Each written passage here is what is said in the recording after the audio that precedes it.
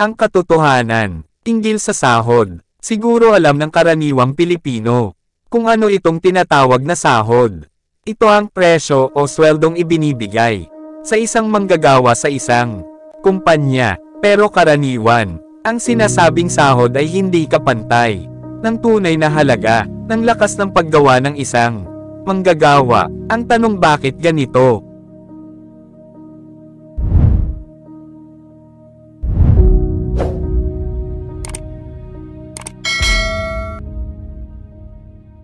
Kailangan niyang magtrabaho. Tama ang narinig mo, mga boss. Maaaring siya'y nagtatrabaho sa pamamagitan ng buy and sell o sa pagnenegosyo, o hindi kaya'y self-employed.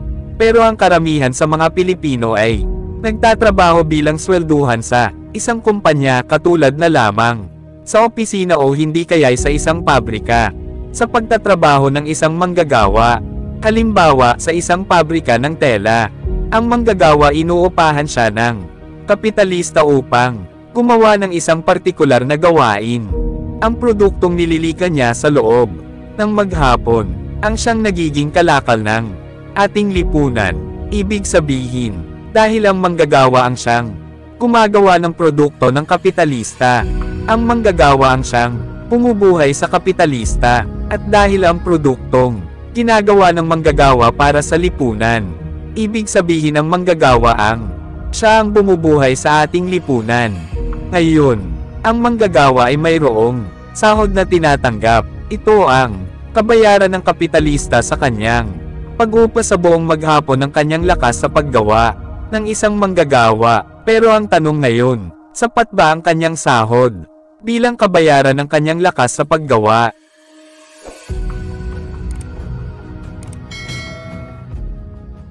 Sa saligang batas ng Pilipinas, malinaw. Ito ang nakasaadang 5 probisyon na direktang pumapatungkol sa paggawa. Ito ay ang karapatang mag-unyon o samahan ng isang manggagawa. Ito ang 5 probisyon. Una, pagwewelga. Pangalawa, makipag-CBA o ang tinatawag na Collective Bargaining Agreement. Pangatlo, at security of tenure at living wage o nakakabuhay na sahod. Ginagarantiyahan pala ng konstitusyon o ng saligang batas ng Republika ng Pilipinas ang living wage. Ang living wage o ang tinatawag na nakabubuhay na sahod. Kung nakabubuhay na sahod, ang living wage, ang tanong, bakit hindi sapat na makabuhay ng pamilyang Pilipino ang sahod ng karaniwang manggagawa? Baka naman hindi ito living wage.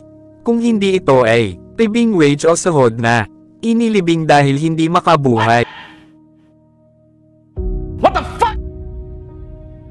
Pag sinabing living wage, ito'y sahod na sapat para buhayin ang manggagawa at ang kanyang pamilya. Kaya kung ang cost of living wage ngayon ay halimbawa umaabot ng 500 pesos bawat araw, ibig sabihin, ang 500 pesos din ang dapat tanggapin ng manggagawa sa isang araw para matawag itong living wage.